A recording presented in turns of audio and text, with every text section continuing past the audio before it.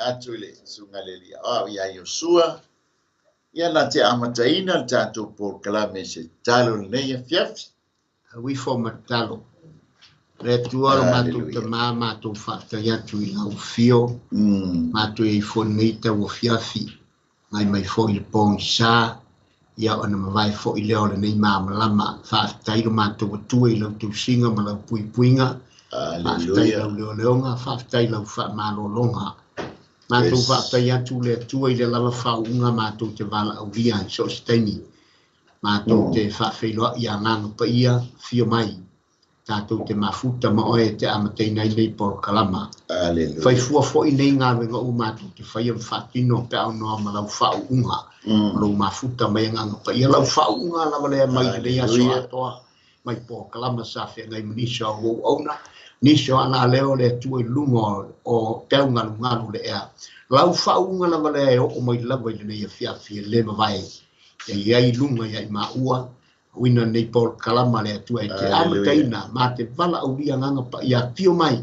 te mori lau upu fe lava e ala ia lau upu nei po foi se fa longo matalia ma fia ia fa manuia na loto mo na nga wa e fe Hallelujah. e fa pe fe e pe na ma pe pese nei pese fa pe fe on fa ma mai na teu de leonala ona ua tau fie tu sa mala upu ma tu talole ta longo pea le fe au ala ua fio i temi ua matu iai no matu iai temi fa tau nuai lo fingal fa ni mai nei fiapi Alelu suafo Yesu.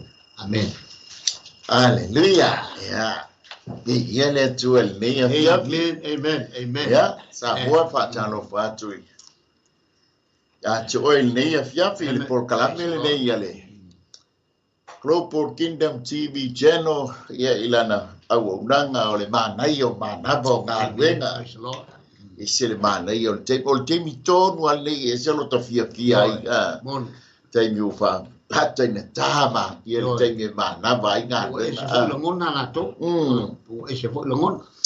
Ia ile suafa manumalo la Yesu kemiso ia mate fatalo fantuai sa moi la fa pong anga nei piapi. E lava se bea o tulu inga o la rangi o le o e maua mai ile nei por kalame. Ia fatalo fatu ia te oile suafa manumalo Yesu keriso. Ia malore soifua malore langi mama. Amen. O Wellington ia o le manei ala ia fiafi e fatalo fatu foi la ingo keriso. Ia pa anga o malava le Global Kingdom TV channel. Ia whaftai lau talo, whaftai lau tāpua inga. Ia whaftai foi lau ko meni mai e tusa ma tātou Paul Kalame. Ia o le tātou ngā luenga whailea whai whatasi. Ia e whailo a le whina ngā lo lelei. Ia e pei o na tātou ia ile nei o langa le tu mau. Ia whatalo whatu foi.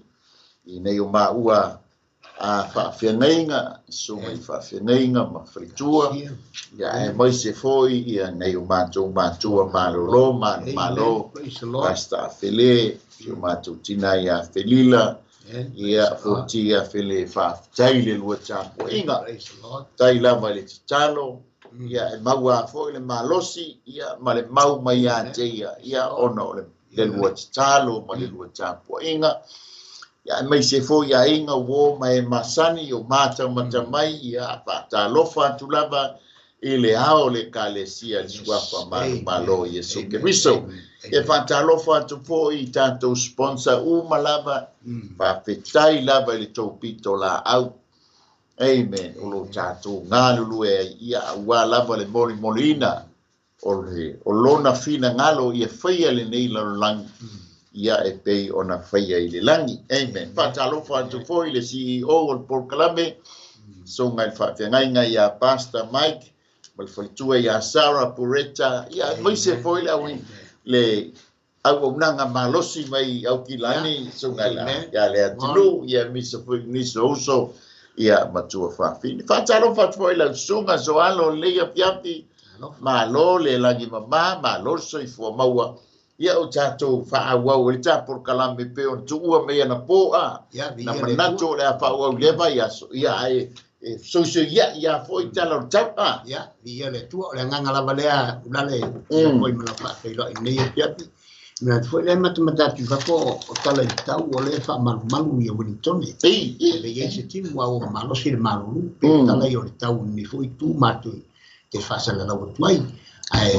Pe fon fa feiro ia tu le tai nei ia o le nganga lava fo le ia maua ia mai fo so au nanga ia mai fo so sa tato au nanga ia atu te fa feiro ia tu le sua foi sua ve pe fa mata fa mo fia lava temi ma o le aso au vai tu ai temi pe na ave se o lo tai ia fu se tu sa foi fo e pe vola le ia ai fa tai le tua te no so fu mo le ola ia fa fo i nga venga ma fe au la va singa e sa fenga ia ia o le upu ale tu upu e tena upu fai i le se nga lupe la pe upu ia manatu o leo e mo i lava e piti au la le ai ma mau ala i fil ngalo yes o le so fu mo le ola o le ola pu le sea manatu i lava i lava la ta le tai au le fia fina ia o le lava vara ia o lo ia i lava malanga mali mo le orti o le fa mai sapi o tatu ainga o le ma fel malanga mali mo le orti e loi mata malingi ma loi mata whanono tala Iesu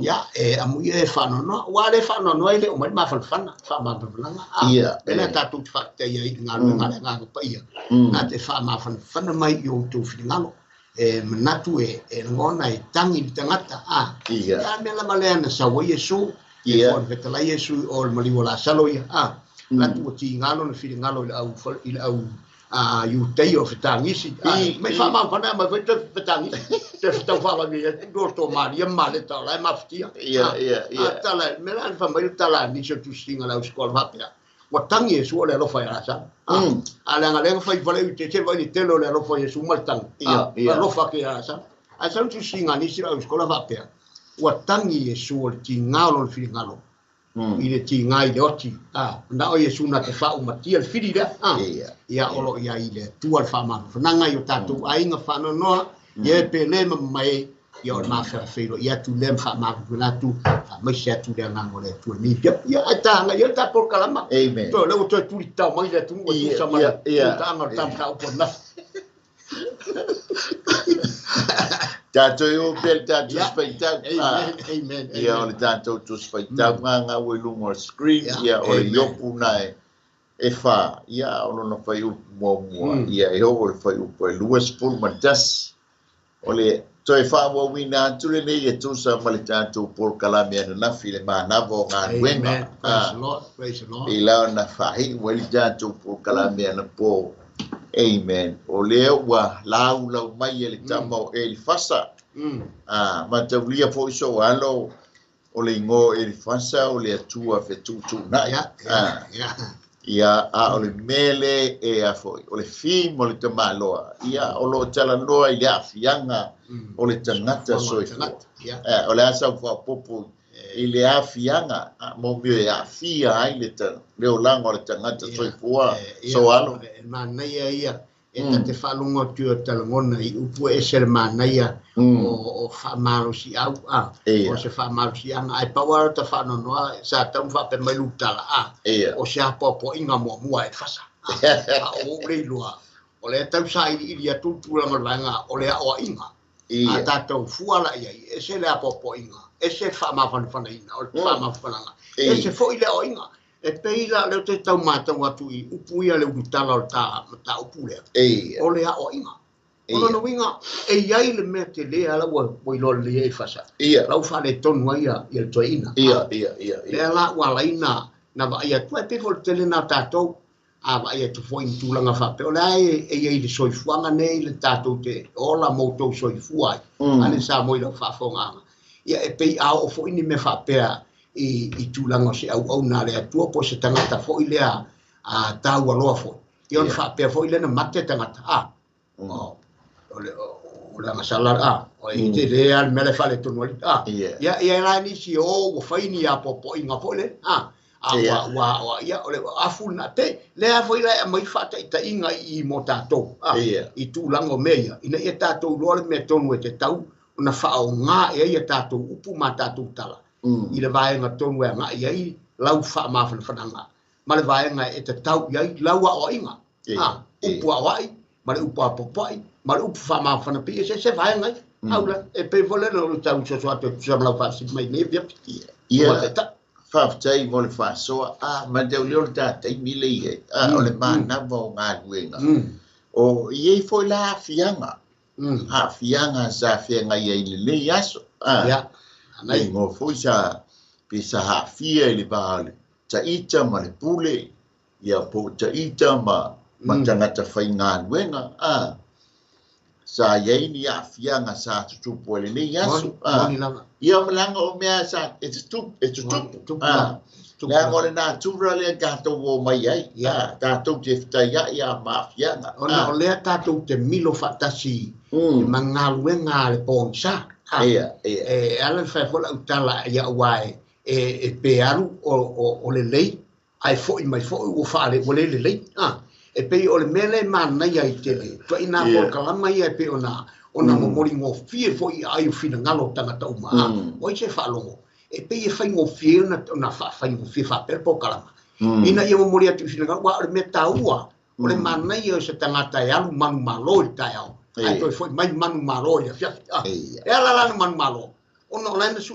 ele fionga le tua ai le fionga le tua talo ile tua e ele fa malo si anga e ele na rona file mu ai tai e alu foi le fafenga lunga e toi mo wa no la talo yo te mo sina no break fai tau tu spaia le ai inui e sau foi la mai o pole ale ngasu ma le telefone so songa ma le apolo ai ai la mausali le loto ai sa ona ole take ile ma fo fawata ole ile na ma fo fawata ole fa malo si au ma fa ma pana ole tau ma fa ma lielo na loto pero tala ta vite se wa ma lielo wa nganga ya te o yoba wa inu ma lielo loto wa inu ma lielo wa nganga ya te o tau tala fa pena ta aja so stangata amata me ile tua lo naso e sau fo ile la fiapi e fiunga inga non sau ni la fiapi ulala sol tapo kalama o me la bo ta mama ma fa ta yo mai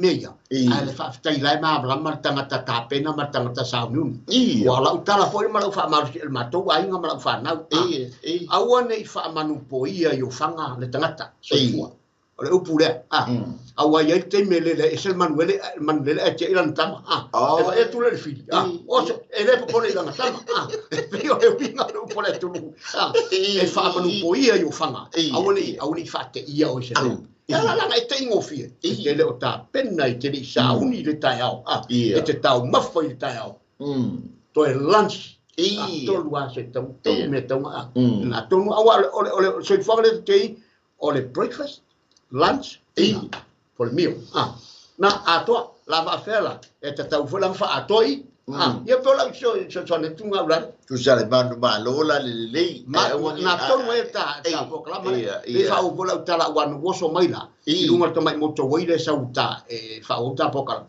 so le wo che ia ula e fa fetai e pola tala nai iri fa te ia i tangata pena saunia me tatu te matala i me umai o so mai ta vale lei ma se sai so le wo ke o so mai take over la ta vale o fa pe o ta fe ma fa pe ka te le sa umi ta pe na e kuri e tu li mai ali o pe o fa sa ta la valo si le ai ma se na o la tu tonu file mule sa umi la ye nga pa yo me la ta wa sa mo le ya yo nga pa ye file mu mo ta tu ia wa ko nga ba nya spo sa mo ka ta tu lu mo ale la po upu ia wa pa ile ni la tu sa mo ma fa fonga o le ma fu anga le ia manumalo lelei dai lolia lalo ai le anga o le temia nei o temio manavo galuega o le wanatinachi e fio o le fale e le ai se te mesinin te le ai o tama ai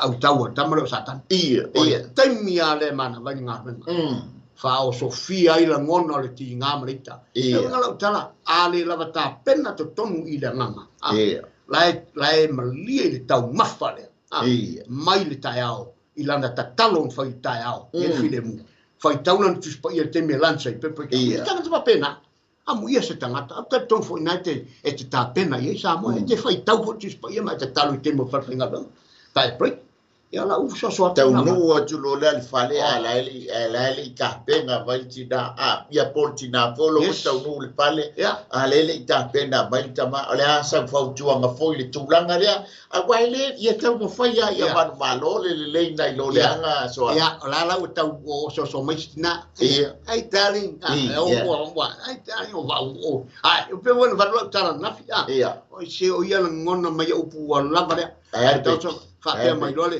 ia pe ai le fa mala pe mamma fa tele punga pe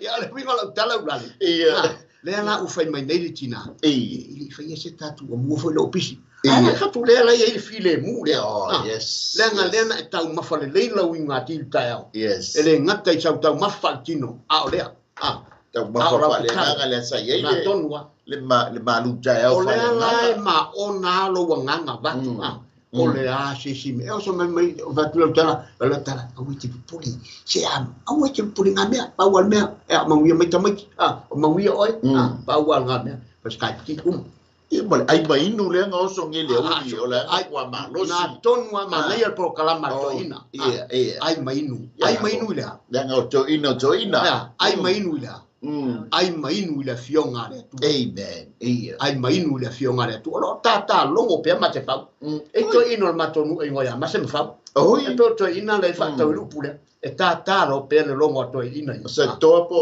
inu lo ma to tu la fa fonga sa po Hallelujah. Le lam tau mai ta nga foi pa mutal tanto por kala me po le wala mai e a foi e fasa ya yo nga luenga matua mata mo fie sa fa ye yopu ile lanto no ele ngata ina apo poa I te ngata to tele ai se so lai tau fa bai ia le fa me na fa mal sia lima wa bai le ngata ile o I to ke roto tele tanga te tau te ba I tele euro apo usa ia le nga fa ile ma ngia tele nga luenga ayo pusa ma ngia o haili tanga te tau teba ia nga makua wha mau tū lelei longa winga le tala ta pena le fale nofo haili tanga tale amen ile ngata lai na maualo na fale wa fia ia wai fo ia tūri bai wa vai pior fa pita uli le wa tatu il te mile o le osor kamo le ngugu ai an me ale fa pita ile tu elo tang ile tu elo tanga le ngapa kwa so la le me ia fa pita tua pole ala pa tau ile tai fa pita o tuli bai sa bai ai nga malo losi o no nga wenga ayo fa tai ba le yesi tono se kalesia ma se basta o me se le kalesia la tua ala tsunga le fa malo si au ia do o nga wenga ia sa fai ina ia fa atonu foi na popo por toina to anga to tuli to anga to tuli te talo ia o te tali tonu o le nga wenga lea mau tu o to ina sa fai mata pena ele te tau la ia le o inga le e fasa le ngana va ai men fai el to ina o fa malo sia la tu vai o vai lo ringa e o na vai tu sto ina nai fu a mata na vai tu vai fa malo o le pulen fai train fa malosi e pe o le winga tonu na le winga e fa malosi au yoku ta vai tu fa vai nga te talo ele o turi bai foi le fato ese ela ese la mena ele estaria de tua la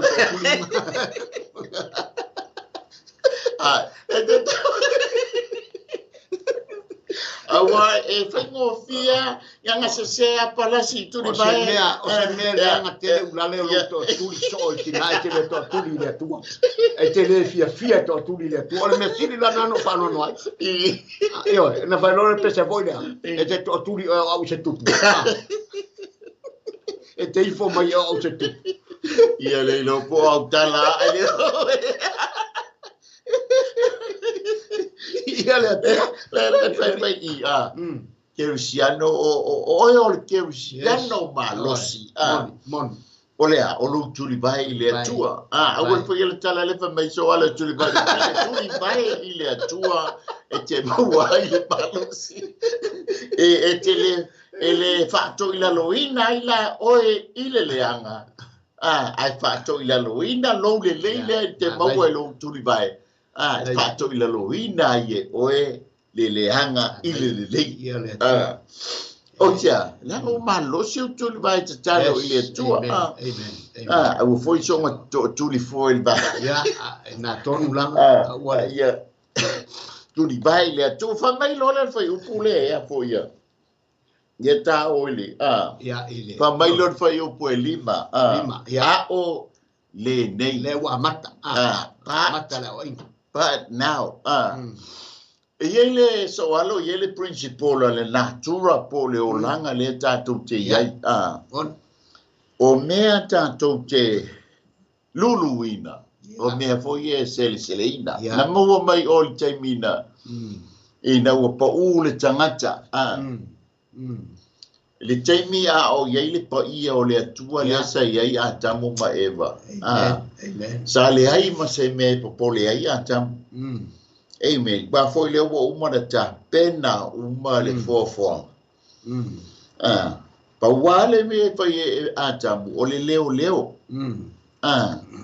o le upu galue le fai mai ai ia o le alu leo sulitai ao foi le vaava'ai ai le se me fai e foi au wa foi le paia le iai po le ale nganga kango ko atamu ia ama wola le la wa foi le wo iai uma me sa fuli sa o loto atamu ma Eva ai nanga sala lo le tangata au mai lo le o le principal le atamu e te sa e ai sa o loto atamu a e le ngalue ma le afu lo moau e te le aila le wingo le tala a e le lulu e le mawhaila na e 𝚟𝚑𝚎𝚎 se mea amen praise the Lord a whaia te latu e totonga o se furuta ia se furu ia mo meo tia pula te itulo na paua foi na o me te 𝚟𝚑𝚎𝚎 na o talo ai se furu a whai ua mate ai te le mate nisi se itulo ai te le mawhai o nei la toe vele ma o le mea te lulu wina o le mea le te 𝚟𝚑𝚎𝚎 le la ua tala noa mai ai ia e li fasa ona o le afianga o le tangata soifua le maula lea o le mea te lulu o le mea le te 𝚟𝚑𝚎𝚎 o le ala mea sa lulu wina ia tapena e 𝚟𝚑𝚎𝚎 le la ua tala noa le iai pa now o le vamba ai la e li fasa e le te ave seina le tamau ai ngo yo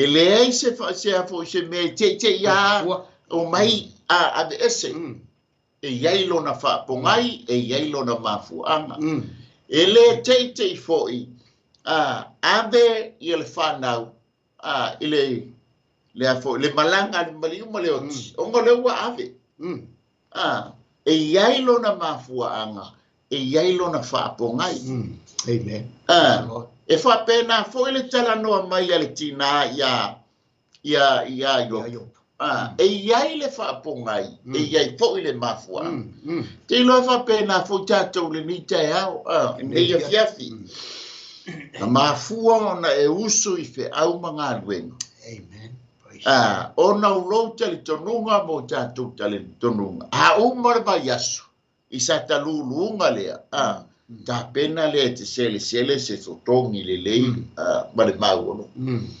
ai whaia foi na le lua ni aso na e usu e le nei ba yasu ma lielo fina ngalo na paua foi leo le me te mai e te moa na le lua aso le tutongi amen praise the Lord ai le fa pe te lua aso ai ita le pule fa pe le ai o te taunga le le paua foi sia le tenenga ma siau lulunga siau lulunga bisa fa soa soal tai ia le tua na mai tatu pe na sau no le sunga tai na mai tatu le tua le lolangi tatu te ngalui ele ia mai tatu te no fa fifile mulanga pe vole te tala mai l'apostolo Paulo ile upuna fa pe ale ngalui awale ai ia na mai la tatu le tu le langi nei ina ia tatu nga lue nga yoi wa te na sa no na fa ilo ni si tulanga ole mea te lulu ole mea fo ina te 𝚟𝚑𝚎𝚎 e pe fo ila mai se ata ave fo o ila ori ia na tu e matai ai ia ta le ni nga lue ina ia ele ngata fo na ora fo nga ngo fo ina mai va tu tonu ala ole nga lue stangata ai mai fo ile to tonu ele fe tau ai tu sa uma tongi mai na afaso o atu uma la te ki uma la e fua fo ila ia ile tava ai e pe ona sa no mana ia la sa no i fua ile fua wanga la wa fua matai o le mea ala na lulu el tangata lea siana faianga ai watu le tangata le fato ala langa tala ci pai a pai te mo vai o e nai mo mua a fai o e tu ya i loa na tu mau a i loa a ole o lo tu fai te ina nei pau o le mua e le mo mulmuli o le mulmuli e le mua ya pe te le fa te ingo vai ngai ina i fai loa mai i le tangata na au mai ya tatou mano soifua e le atua i le laulangi e le nofo fifi le mu se tangata ina ua faasala ina e peona e saunoa le tangata ma ua kes e le atua le laulangi ma faamalaia ina le laulangi le tatou te soifua ma maola o i lana tatou baba ai le mana onga ma le finangalo le atua ina ia ngai oi tangata e pei fo le faata mai oi da matanga o pa ia le le fanua ma me una pa ia ono le fa o me ale atua na tu mai atamu ma pa ia me uma tanga atamu ato me no fia le atua o na nga sala tangata o le fo ile mana o le atua le mana onga le lo no fina ngalo ile tangata ina ia ngalue le ana o mai le vai no me uma i tangata ngalue o atamu le me la le te vai atua tele wa tamu ya se tu lo wa sa mo o e ke ni o tatu va ai fo le tu langa o il tino le o ka le malo losio nai tina lo la va sa mo no fa fo nai tina nga lue malo los o pe o tamai si tina ai pe o tina i tama si tama va tu se tu lo va tu le ngana le wingo le tala na mai tatu mana vai ina le tua ma vai le tua ma tu mata manga tangata ilana me fai e mata ula betala e mata uli fo ya sangi lo le lo fe nga inga ma la pele o le ale ka o lo pele talia ka lo matua o mo ka sai le lu fe nga inga betali e kasia o rua tasi moni e mo ya la fo sa tu pa ia pe o tau tala ai amalia le loto le tina le la ya tali o tali fo ya tali sa go le mo o nga ya le la ka mo ba ai tamai mo nga lu e fantasi ale ngata fo le aba ya tu tama ya ngalu le o tama ya ai tu nga nga wai ele fa pe o fo tina se tu lo le ma na ia la ngalu nga tau nu mai tama la fo le meta wai au fo tau mai o tama fo le se meta wa e lo le ya tama lona mata baba ya tu shona tolu ala natali ia le tu danga ese tau o la ya o tele tau tu e te sawa isteme te pepi ai o e lo matu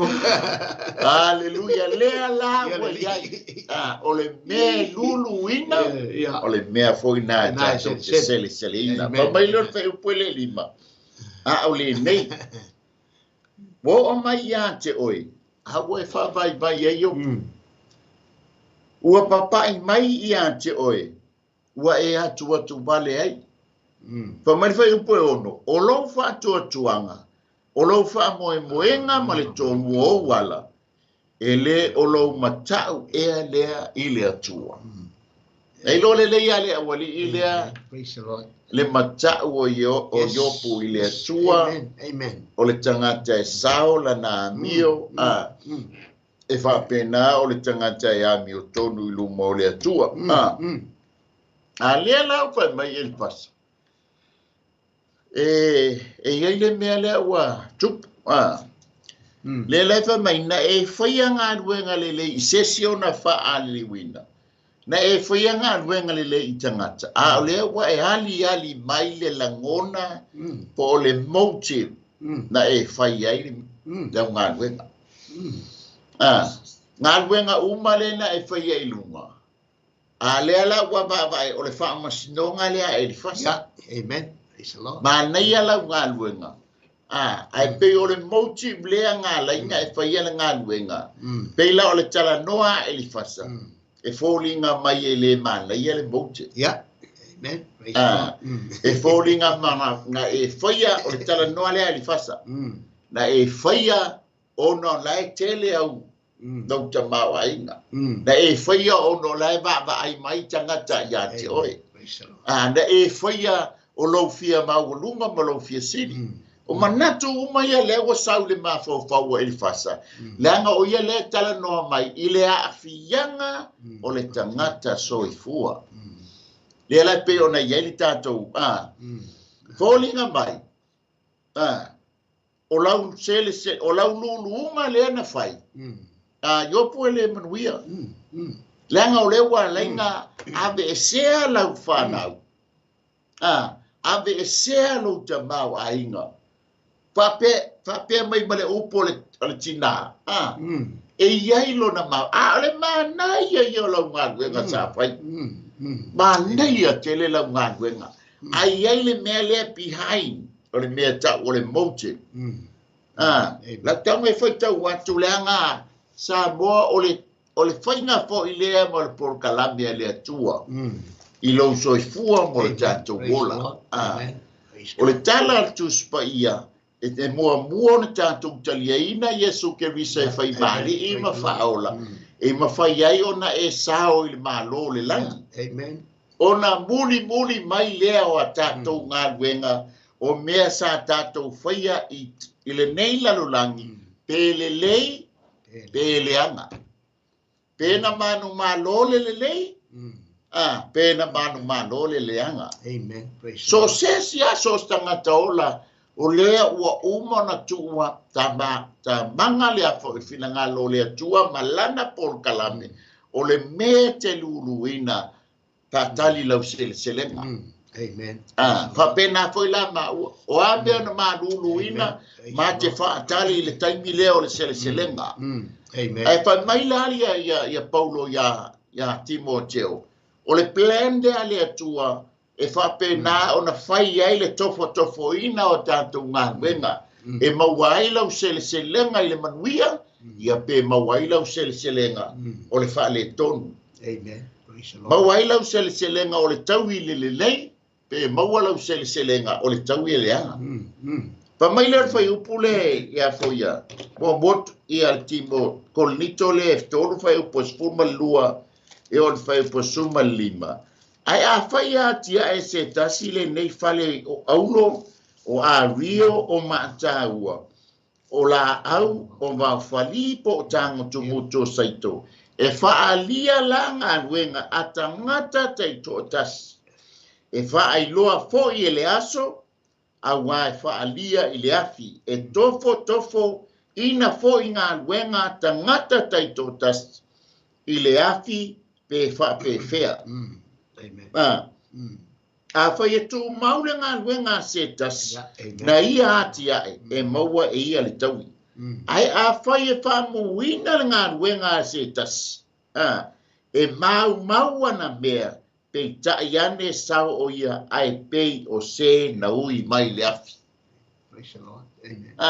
Le lau baba i atu ia Elifasa. Yopu beia se le mouti mga e whai ai. Aele iloa e le fasa. Nga sao lelei le moti le anga ngalu e ayo. Ai ongo le mea lilo le tala loa mai aile. Peo na iai na manumalo ina lelei i ayo. Ele i manumalo ina le anga. Amen. Praise the Lord. Ai o le tala le anga o le tangata le tala noa. E tala noa mai le afianga o le tangata. O le mafua anga e mafuai o na afia lo soifua mo le tanto wola o na iai le mafua. Amen. Praise the Lord. Pe a for tala fo ia nga kupu o se mea si ainga. Ia mate ai. Le hanga e fie fa, le hanga ma. Tusi le lima, ai te le ilo po le ali mafua nga mal fapongai. Praise the Lord. Pe la o na tala noa mai ai e fasa ilo no uso. Au na ia yop. Amen. Praise the Lord. Ia pala sa fa soa alela o so kultava e ngale fitu nga sutasi aftai e pe lewa sa no o le famasi nonga ia. O le famasi nonga o ile tua famasi nonga.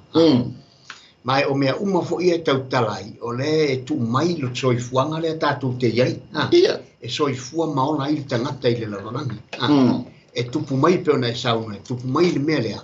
Ai matauria o le tangata e whamasino ai whafo. e fa masino tele il tangata i vai i mea e tutupu ngata i la vai le tulanga lea o tutuni pe o tala vole le masani au le vai fa va tu sia vai ton tamu ton e pe ngata la i ngata i tangata fa masino i fa poina uma ai pe tai na tele i loare fatu le ton ma le mea lai ono i tono tangata nena ti nga le ti nga ma ti nga ina a olo mo mori e tala fo ele ale al to ina fo ele in fa ya han ele ya le fa ala me mai wa ti nga lo loto ona mo mori le mo mori lo loto me na la ele ulo e famsi no nga tangata o lai le loto le tangata le ma ono le to ina i maftianga ono la o me mai le tua le mele yes ono ole mele ai ma wa le loto yo puya tali tomo to ina ya ono pe o e ai ele o la wali le me la musu anta no yo puya ai la yo pu sawa o to pero la tu le una le te yo la wa fai fo lo tau wa tu le fale la lo mai fo i le manai o le afiafi tu sai me manava o galuega ua papa ia tu nei tama le sa fai galuega ia me se foli tina ua felanu ai lunga o le lao ai le manai le ua lau mai fa le tino e pe fa pe na fo i le nganga o le manai fa le nganga le nei afiafi tusa ma le manava o galuega le ua feli o le ua fe da sui fe piloi mai e apo ia e li fasa le kuka le nei afiafi amen ia pu manai a tele la galuega sa ai pia fa le tonu si tama upua o tuso mo mi o sui fe piloi na o le kuka le nei afiafi le ala wa uma la lulunga le sa fa yopu manai la lulunga o le apo i tanga te to tele o le fa ma losi o lima na vai o le fa ma tuina o tangata sa tau teva ai mai se tu li vai o au ma tai to studi le nga e fa ma losi ai pela o la upa ai i le tusa male atamai ma lo fo i tangata la upa ai yo wa ma fuona ave ese la ufana le ngolo ngaluenga le sa fai alela mo tau i mai ave ese lo tambao ainga ave ese la fupovi malau tabela ave ese malau fanau tu fale to nunga mai malitinaya e falling mai e peia se ne motive lenga e talano le la yo o la usele se lenga la le wa yo yai le la mo wa fa yo pu e fitu e o suma tas yo pu o tele i ba ai ku so le winga le o tala yo pu o tele i ba ai mo estangata pa ia ai fa salina yes amen hallelujah amen ele i ba ai le tele i ba ai estangata e saola na dio mo le atua e pa ia i lumo le atua ele ai se me fa le to mo le lu relationship balwo ba ya te tau ma le atua ai fa salaina amen yopu na o va ai ile tangata dio leanga na ia sele ina le leanga o ia ai se leanga o ia le tangata leanga so e taula ile tangata nga sala ma le tangata leanga ona o ia te ia me ia leanga o ia le tangata nga sala o le tangata mi o lelei o le tangata saola na io leila fa ilongo fesili ai lo ma fau yo pupo e sia fa mai fa yo pu iva yo pu o tangata na le alo ai le to sa yo ba ma le afi mai le atua e fa umatia i la to ai sia le ngole tangata mi o leanga ele fia pupula le atua se tangata ami o lea ele lo fa le atua i le tangata leanga o lana pale ali o na ngaluenga o le tangata la le tua e mafuaina leanga le tangata o le tangata tonu wa le tala noa ia. Manai. O le tangata le na tau su e se taimi, se me whaasalai o le taimi na ua, anga sala tangata. A siona whaala mila, e le iso na tino. Amen. A o le mafua anga lea na sa wai le alo le atua. Yes. Ina ia liu tino Yesu ke riso e pei o oe ma. O na tauanga salaina lea ai le isala ia. Tauanga salaina ai le isala ia. Se i fai ai le tino le anga sala lea. Amen. Amen. Ina ia te taua na fasiotia. Le tangata anga sala. Le sala lea. Ina ia sao le tangata lea o le pale ali o ana ngā guenga mamana. Praise the Lord.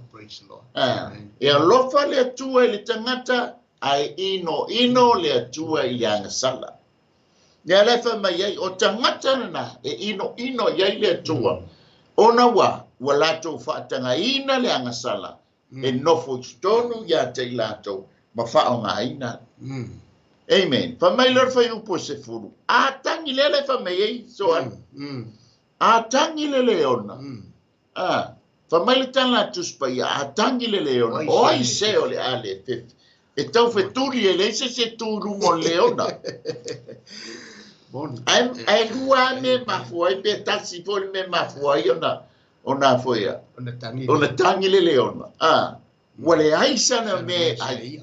Wale aisa na me ai. Lona lua, wo ai ulele ona. So alo pensa fa po. Manai fa tai mula no blale. Nana la sau no ili tulanga fa manino vai nisi vai ngai te tam tau pu. Ona olea o inga lea. Ese le ati toia ati le o inga. I upua al tangata le. Ai fesini loto mau po. Oi la na memoria upu e fapi o se nganga le memoria pia ya. O le nganga le e tau tala i poto mare ta mai pena sa no. O tangata o masani le tangata le e fasa i tulanga upu. Le ala sua malia. What is time for it? E pe fole le e sua malia foi upo satan. Ai, aua. E matua i fasa se ina tangata i upu malie. O malie foi lele ai o ne ngalo o puna e malie ai falongo puna la e watu se mai lei ai o ui mai tu am fili me tapo fa o nga upuia nga fa pe al oi se le ai nga to fa por foi leo e pe folo ne foi leo ya Samson ya tarila sorry Wale Samson Sony la lo malo siang e pe la le stai me se fa pena tapo ona le ala wa sa no fo nei tu le si vai ma o wa lu popo o inga le ria o lo na tu matua i o la na fai unga ma na fa masinonga le ua ave i e fa tonu yopu o te le na sala yopu fa mai le pe na sa no e le ai se tangata mi o tonu o va ai e fa sala fa pe e o ini me pela wa sa no ai te lo ke mai ale tala le salamo ta vita ale al tu cer salamo ata vita tolu fitu fai polurima wa o toya ina sa o tau lea ai o te le loa se tangata mi o tonu na lafua ina na lafua ina pe aisi fo ia na fana tolu fitu wa lima ngai o te le tala o te le va ai se tangata mi o tonu e fa salaina a le sa tala le o inga le liro e fa fa mai na tala sole wa fa ai loa mai i o oia i opu o oia o le tangata na sala o le tangata na sala e le tau na fai se tangata mi o tonu se tangata e mama se tangata sa ora na mi me ia o tupu ya te oi ona pena vola tala le wa va ai e fasa i meo le soi fuanga nei e soi fuai tatou maola le wa le ngo me sa poleto ina tu sa malana tala muli ni fa ino ta puerua e tonu fa mai sa o fefe le mele ne yo o mai ata ai le wo mai sto ina meia o le tofa to fonga mai le tu fa to ina ai le wa oso fa ai i manatu malangona o le tamalo e fasa e peila o le e o foi la pena tal no i le ona le wo o i le manumalo ole fatu sanga le ole malo se fatu toyo lana tali tonunga lona fatu tuanga fa moenga uma sa taula ile tua olona malo sianga langa ole malo sianga le o yup sai le o tau tala ia fatu sai le leon le ona le pena sa no ile fa sanga ile foi na solai wa isso tangi o leona o isa o le nau ele leona tonofa ya ele to ni liu le man tala poto ele to ni liu le leona pa vai mai ele to ni liu e o so fa yo te la o foi la ni fo ngai leona e o ni fo manuel marosi wa ngau uma tu sa martala tamara o lo marosianga o lo fa moenga ma lo fa tuanga yo le wa wangawi ya pe o la se so tu la tu se mal to ya lo fa ngai leo ma tu fa matia ma yele ya pa mai le sala mo le limas por vale valu o non fai un po no ya le tuai ya e ngawi o la to bispo yo la to mutu yo vai ya e tu mo moina ngao o le ona ta no Kalau fai. E iai le mafuanga, pe o le tala noa le a e fasa. E o ai le o no le tupo manu. E ala na tangi, mafua na tangi. Wa ono wale isa na mea se tu long wa se ia. E o foi la ina, le la fai mai ei, wa mafua na ngawi ngi fola wali le.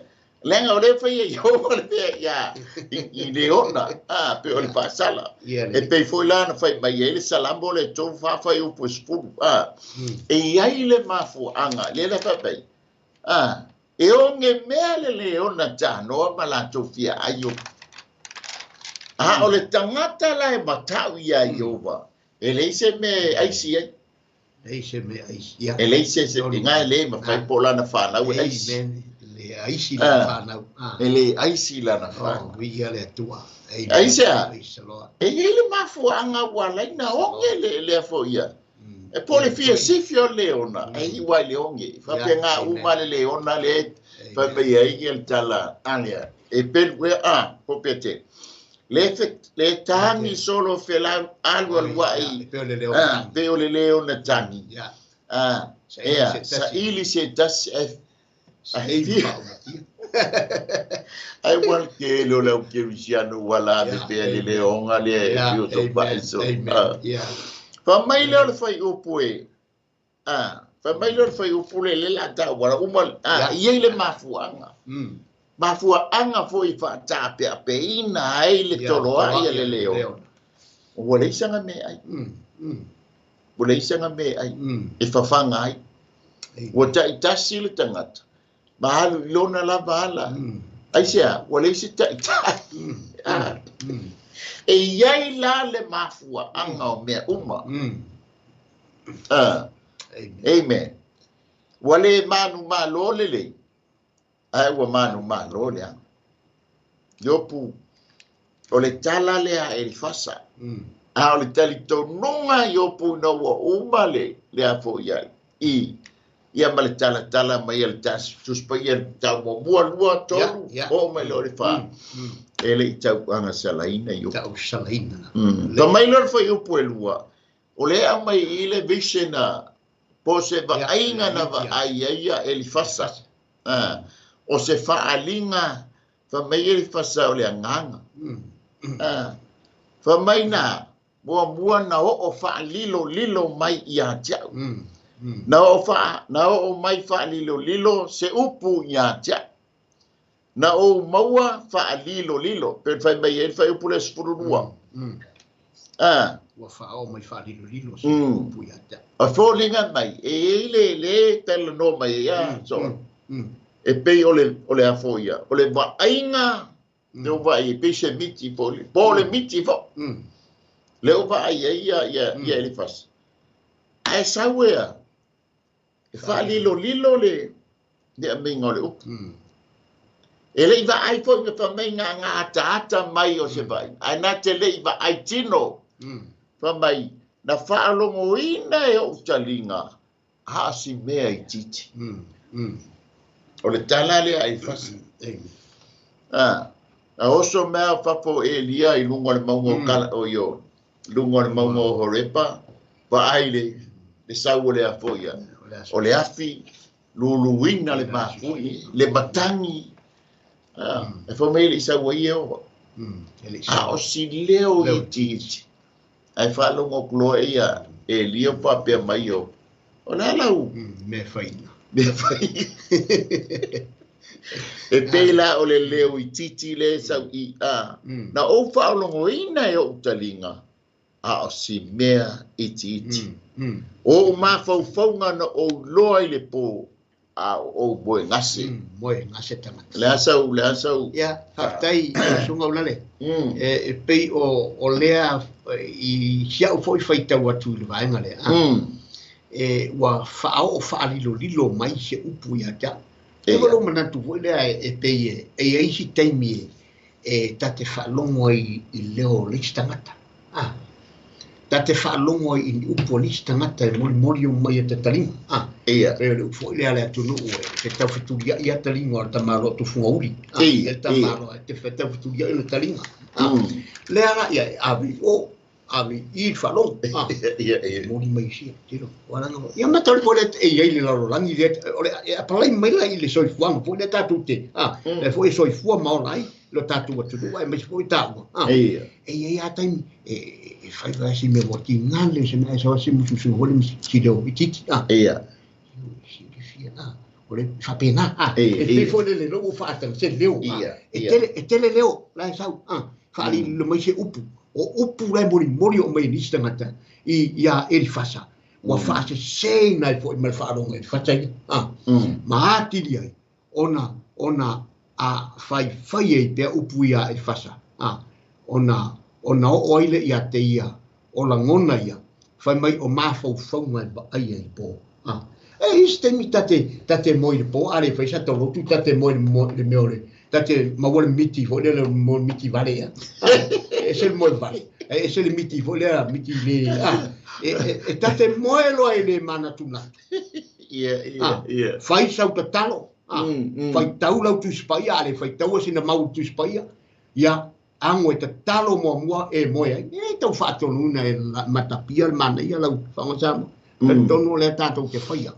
A ole a popo ingal por kalama fo ia I maua. Mana tua lava lea mea.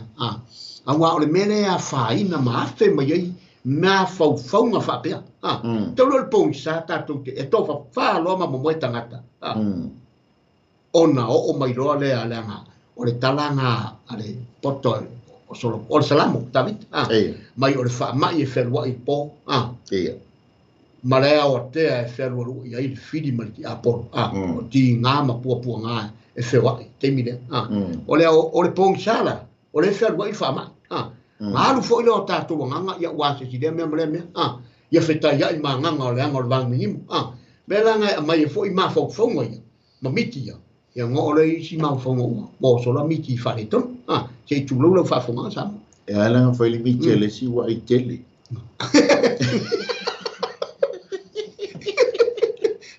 Ia ape o talanga tuspa ia. Ole ma ona fo mala I tele o le sala. E pewa o sa uno le tunga.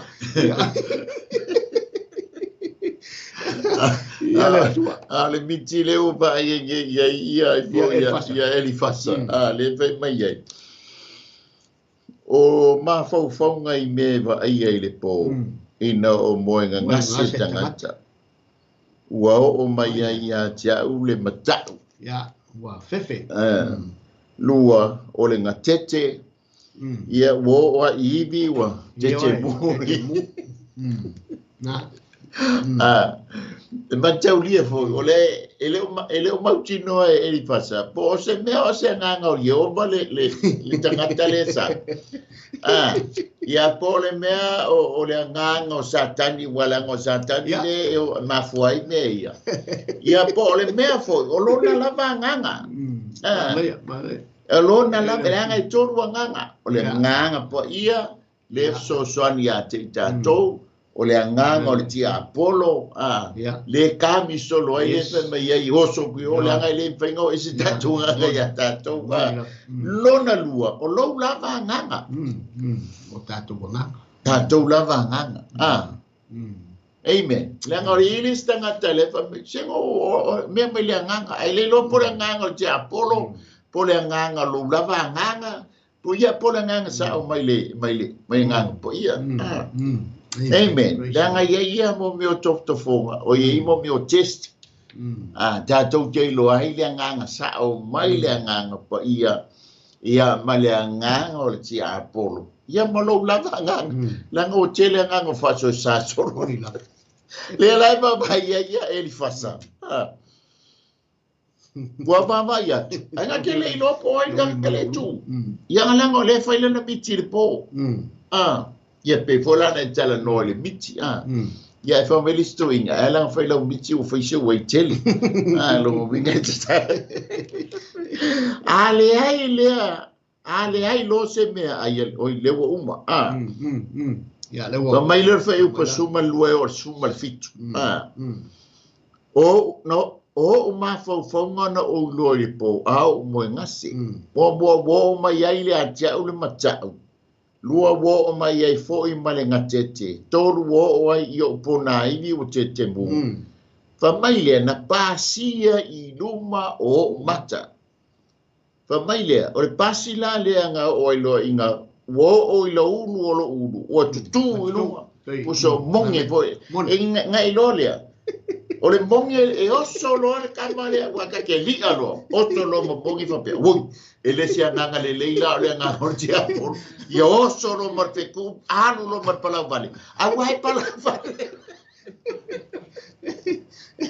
kanga uma pala vale pa wo yesu fetu ya le oso mo vole le la wo mo ya wa lia oso lo nga tete pa mai wana tu ona tu le o le nganga e o te le mafai ona va ailo na tino po sona folinga po ona folinga ona u fa longo le ilona leo wa fa pe mai ia le pe le fa no o le fo e wo li alo tino le tauna li alo tino pe afa o sia nganga o Jehova ai longo fie le li o lo tino e ese la le amen le la fe mai ai lor fe upule spuruiva o spurfitu pesili ele a mio tonu le tangata I lo le tua pesili ele le lei le tangata I le na faia o ia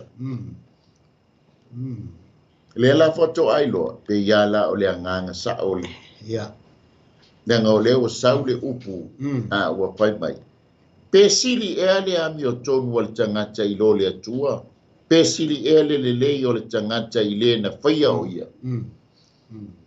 e fai longo pesili la le nganga le I po le meo le nganga o le tia Apollo po le nganga sa mai le ai tali mai lo le fai upule sfurma le bali fauta ua le fa longo o ia iana au nana ana mua ua ia tau ba le ina ana angelu ngai lo le o Lucifelo la le langa o fai upule o le tala noa ia Lucifelo mana angelu lenga tuli mai lumo lofo ali ele tua le tasi mai tonu angelu onoa lana ngaluenga le sa fai lumo lofo ali etaua ole whispering service o lana ngaluenga tau musu na musu ai I angelu ina ia lato faia le te ia Jehova le tua na lenga tuli ese Lucifelo mai luma no fo ali o le tua le la sa o le fili le nga fa mafu ai ona mai op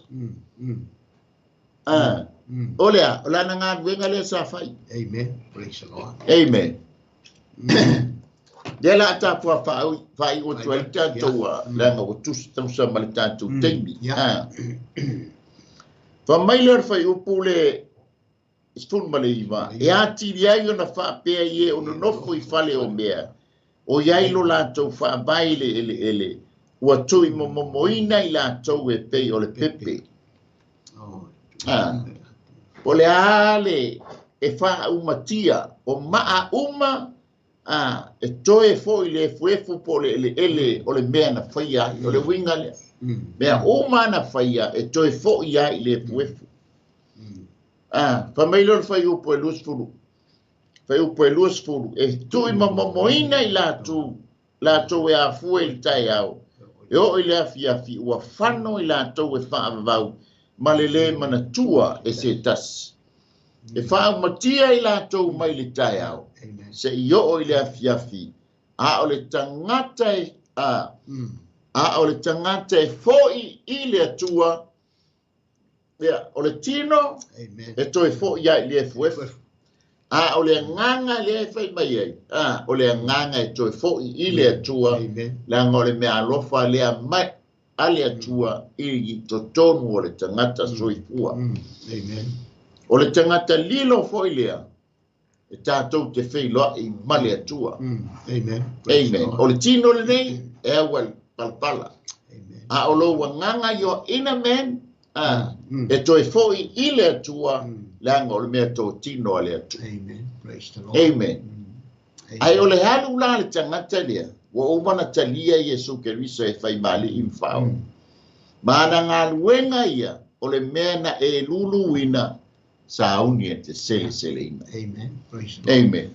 O le whauma tuaile, manai o manava o ngā luenga le pia. So alo i sau whasoa, tai le whae wina le tātou por kalame. Mole awa noa ia no le turi me tā ngau la vale. Ia tūlang foi ai maiso le taimi ia e peo nei foi nei nisi por kalame. E wha marofa tei lau sunga te tai. Ale, ia mo le tam tau fune fiapi.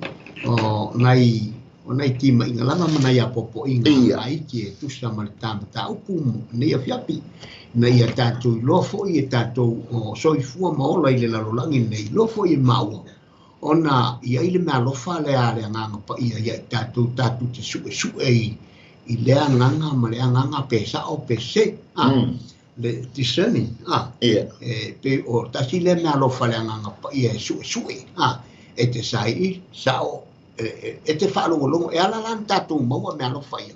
Ono tātou sa ili i le whionga le atua, ma tātou sa ili i le nganga le atua. E mani poto le ata mai pe on sau natu te teila amatanga. O le poto le ata mai ma le iloa. Ina ia tātou whaia i mea uma. E tusa malona whilanga amuna laupu. Ia e whaafei sa mo i lau whaafonga. Ni whia, whaamne whoi le tua i pōkalama. Ia me o le nei. Sunga lau. E wha mai e tala i opu e whae uai. E wha pei o le tino wōti ia pe a tea i le nganga. E wha pea fo i le whātua tua ua mate pe a le aini ngāpe. E lai whae ua le tala i opu e li whasa i a i opu. Tai wha pe tai o le unga o le tala noanga. Na manumalo le lelei o i opu. Ele fai ai sana tala leanga i le atua. Amen. Fa pena foi la o a pianga o tatou fe ngai ma le soifua. Ia mana tua lo wa tua mo le tatou tua. O ia o le tatou sulfa inga. O ia foi e malia ai lo loto o tatou loto. E mea lelei o malaba. O saunia matapena ina mo i matou. O i tatou wa. Fai foi la ua manava ngā luenga ia toa malie le afiafu ia iai le file e mua o le le ia manumalo ina le lelei na i lo leanga. Aua nei whaatau i toi laloina i tātou i le leanga. A ia whaatou i laloina le leanga i le lelei o le atua.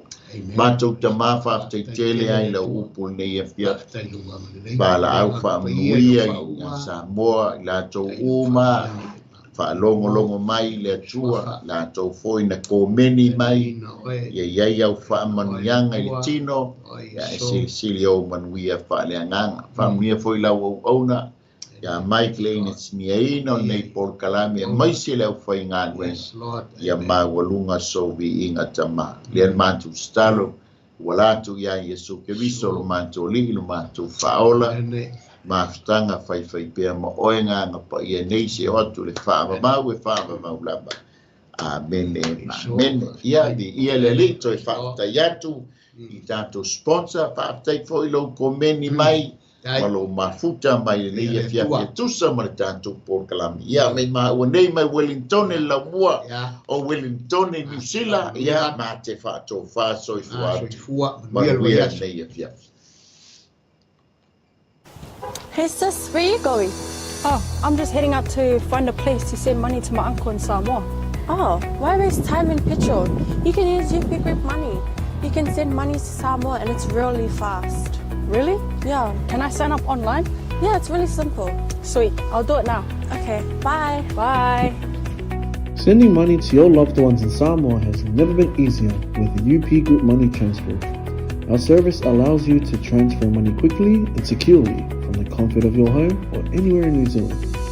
Your family and friends can conveniently pick up the money from over 40 villages across Upolu and 𝚟𝚑𝚍𝚑. No matter where they are, we've got you covered. Our user-friendly online platform makes sending money a breeze. Just visit www.upgroupmoney.com. Sign up and start sending money in minutes. We're here to help.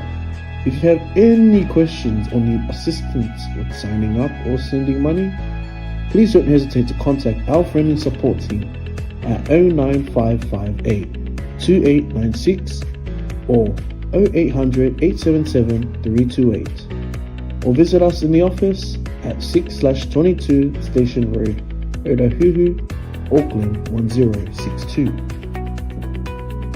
Experience the ease and reliability of UP Group Money Transfer today. Your family and friends in Samoa are just a few clicks away from receiving your support. Visit www.upgroupmoney.com now to get started.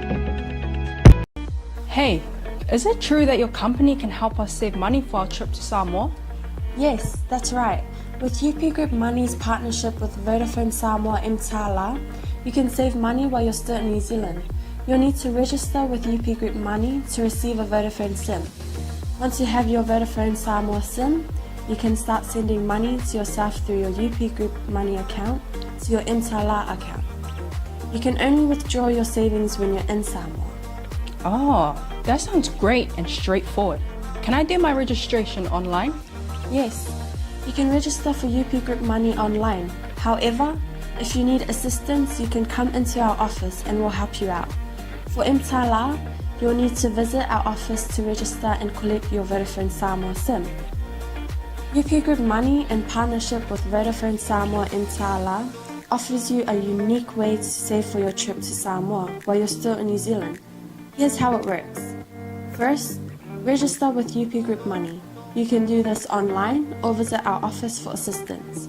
Second, receive your Vodafone Samoa SIM. To complete your 𝚟𝚡 registration, you'll need to visit our office. And lastly, start saving. Use your UP Group Money account to send money to your 𝚟𝚡 account. The best part, you can only withdraw your savings once you're in Samoa, ensuring you have funds ready for your trip. Wow, that sounds really convenient. I can't wait to start saving. Exactly. So why wait? Visit our website to register with UP Group Money today, or stop by our office for any assistance. Make your trip to Samoa even more enjoyable with our hassle-free savings plan.